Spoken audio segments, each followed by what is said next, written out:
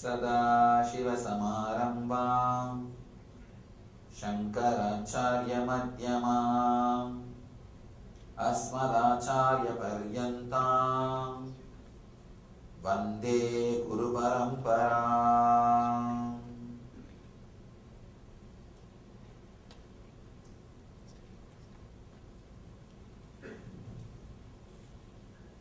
I welcome you all with my love and respects.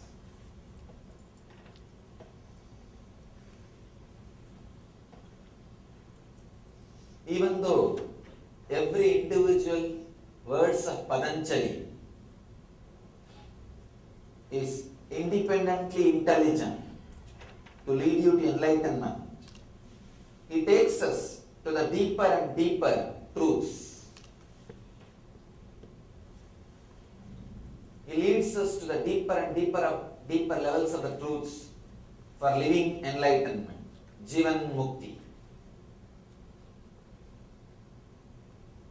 Please understand, these are the thoughts, these are the ideas, these are the truths expressed by human beings when they started thinking, when they started visualizing, when they started experiencing. Fresh, alive, truth as it is, not altered for the sake of vested interests of the outer world or for the sake of marketing or for the sake of organization. Please understand. If any organization is funding a particular research and development, that naturally the organization will have some benefit out of the research and development. So the direction in which the research and development goes, even the results will be influenced by the organization which is funding. Same way, in the religious thinking, in the religious research and development, inner science also, if they are part of some organization, funded by some group, funded by some organization, naturally the R&D cannot be pure. The research and development will not be completely based on truth. The organization which is funding, the group which is standing, its influence or shadow will continue to be there on the research and development. But here, fortunately, when there was no organization to fund, when there was no organization to threaten, when human beings are doing this conscious research and development completely independent of the organization or constitutional structures, they are neither funded or frightened by the organization, nor supported or frightened by any constitution of any country. It was pure truth. It was a pure research happened in forests. The India's first university is Naimisharanya. It was a forest. And the registrar of the university, Vaisambhayana, he records whatever is happening.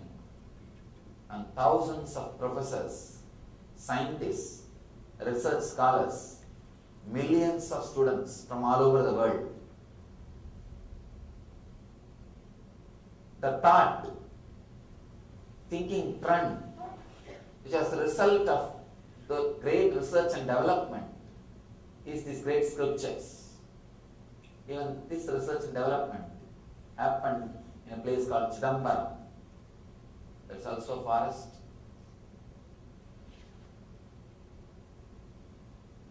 And Patanjali created a community to keep these truths alive and spread these truths to the whole world. He created a beautiful temple. How he experienced the cosmos. See, cosmos is not a thing, it is a happening. It is a continuous happening. So how he experienced cosmos, that is why he describes God as a dancing Shiva, dancing auspiciousness. Cosmos is not a thing. It is an intense happening, intense explosion, intense expansion. So how he experienced? He visualizes Shiva and created a temple and a community. These are the truths straight from the source. There was no need for any alteration, manipulation or interpolations.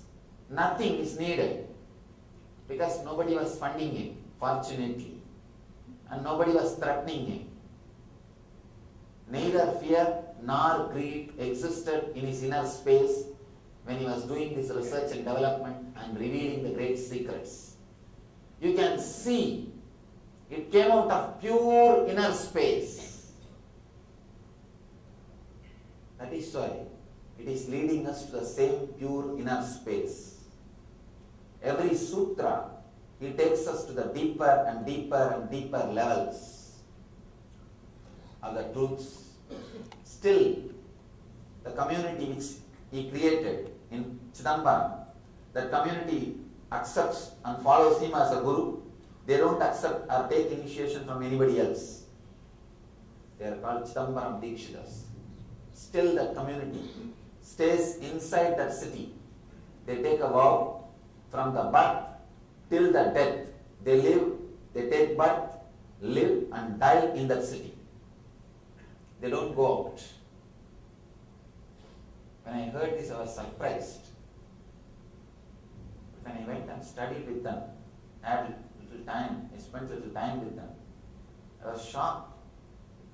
So they are all highly intelligent, capable people, but they decide their life is to preserve this truth, do further research and development in this truth, and maintain the temple, share this truth with the world, whoever comes there to study and do research and development. It's just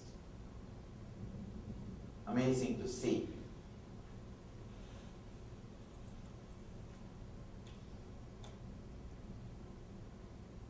These great truths, pure original truths, in its purest form, is presented to us in the form of sutras.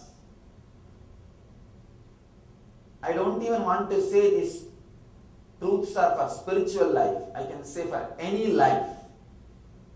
This truth can add juice. These truths, if it is understood, internalized, any life will become juicy. Especially the today's sutras, today's aphorisms. You can say if you feel connected and if this one truth clicks with you, you will live as a liberated being. You will live as a free being from this moment, from today. It's a very powerful truth. Truth on Vairagya.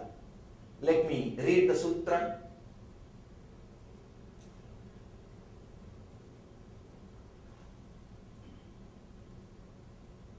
Drishtanusravika vishaya vidrishnasya vasikara sagnya vairagyam. I know you may not understand the words, but I wanted you to hear the original words. The words directly from Patanjali. I'll give translation. But the words directly from Patanjali, it has its own sanctity. An amazing thing. The beauty in the Vedic tradition. Thousands of masters happen. They write commentaries, but they never touch the original sutras. It's sacred. Even if there is grammatical error, grammar mistakes, it is called Arsha Prayoga. Means an enlightened sage is not bound by grammar in our Sanskrit language. What he uses is grammar. There is a definition because he is trying to express which is inexpressible inexplicable, which is not normal, which is extraordinary. Our grammar masters,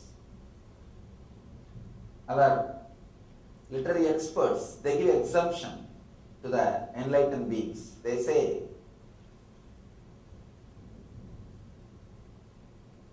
whatever they use is grammar. It's called Arsha Prayoga. So, you can't question an enlightened master makes a mistake in language or anything. What he says becomes a new rule. Even if there is Arsha Prayoga, even if there are mistakes in rules or meaning or in arrangement, whatever he gives us a meaning is the meaning. Here, that is why the original truths are preserved as it is. Each sutra can be a source for a think tank. Each sutra can be a source for new intelligence, new awakening. Let me give you the translation of the sutra. Drishta anusravika vishaya vitrushnasya vashikara samya vairagyam. The conscious withdrawal from the objects of the senses at the body, mind and spirit level leads one to a state of awareness which is called vairagya.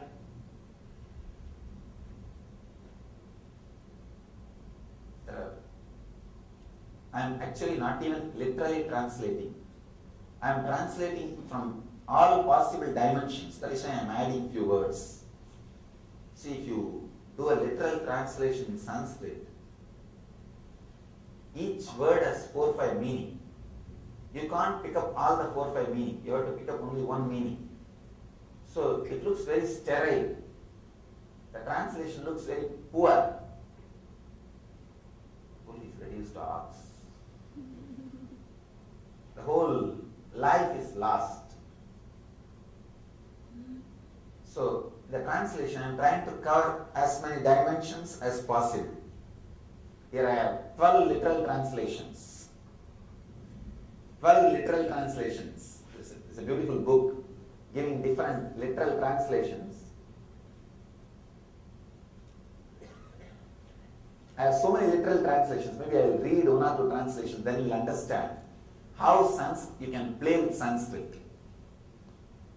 The same sutra, one guy translates the mastery, one who has lost craving for all matters experienced and those are spoken in the traditions, is called dispassion. It's the one translation. Vivekananda's translation. The subjugation of the thirst for objects seen or heard is non-attachment. You won't even see one word from the first translation to the second translation. That's the beauty of Sanskrit. It's the beauty of Sanskrit. So in my translation, I am trying to cover all the dimensions of each word. Anyhow, fortunately, I am alive sitting, so I can add the meaning of each word from different dimension, so you can understand what really Patanjali means, what really Patanjali wanted to tell us. Thanks to this Kindle, which provides all translations. The modern day technology has really helped us. The conscious withdrawal from the objects of the senses at the body, mind and spirit levels leads one to a state of awareness which is called vairagya. So the key, master key word is vairagya. Understand that word. You can say the most misunderstood word in all spiritual traditions, all religions, all spiritual groups, and all spiritual literatures is this one word, Vairagya. The most misunderstood word is this Vairagya, this word. I have a story for you. It may be myth or just story. In those days there was no printing press. So, in all monasteries, all the books were produced by handwriting. So in a monastery where the original Bible is preserved secretly, they make a copy from the original Bible and they preserve that original without touching because of the fear of damaging it. From the copy, they copy, thousands of copies have been made. The fear of damaging the book, for more than 100 years, they have not touched the original. Suddenly one day, the Father Superior was found crying, weeping, wailing. All the followers, they questioned him, what happened? Why are you crying? Why are you weeping? No, today I happened to see the original book. There was a mistake, one letter mistake from the original. Took what we are copying and circulating and what we ourselves read for last 100 years. They say that only one letter, it's okay, leave it. Why are you worried so much about it? Why are you crying? We will correct it. He said, no, just one R is missing. He said, we will correct it. Why are you crying for it? No, that changed many people's life. I asked, what? Why? The original book says celebrate. We just remove the word R.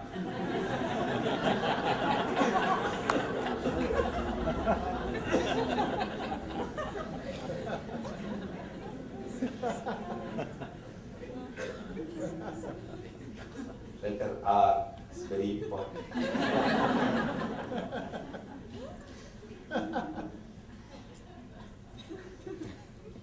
One word misunderstood changes the whole tradition, purpose, energy, direction of your very life. Please understand, I am talking from my own experience.